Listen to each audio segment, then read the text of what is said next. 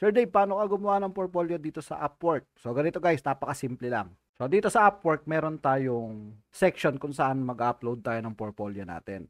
So, dito, screenshot. Ginagawa ko yung mga tools, yung mga products na ibinibigay sa akin ni client. Halimbawa, meron akong Zik Analytics. So, i-upload ko siya dito. So, paano yon? Halimbawa, kiklik ko tong add button dito. Lalagay nyo kung ano yung title. Sabihin natin na product researcher.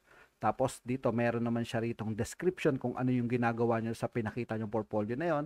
Ano yung role nyo dito sa ipinakita nyong picture. Halimbawa, product researcher ka, tapos dito sa description, lalagay mo, gumagamit ka ng Zik Analytics. So, screenshot nyo siya. So, ganyan lang yung pag-add. So, hindi na to yung kagaya ng may kung ano-ano pa ipapakita nyo. Napaka-straight forward ng niche natin. So, napaka-casual lang. Hindi na kailangan ng mga professional na yan. Hindi na kailangan yan. So, kagaya nito, no, meron ako ditong Nifty. Pinakita ko yung loob ng Nifty. Yan. Tapos, ito, yung mga products na isinend sa akin ni client.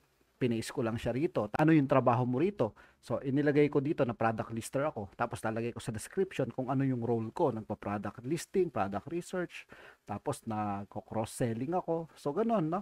Hindi na kailangan ng may mga format pa. Hindi na. Para tong proof ng trabaho nyo, no? Itong portfolio na to. Halimbawa to guys, no? Ito yung Nifty. Dito ako nagtatrabaho kami ngayon sa Nifty.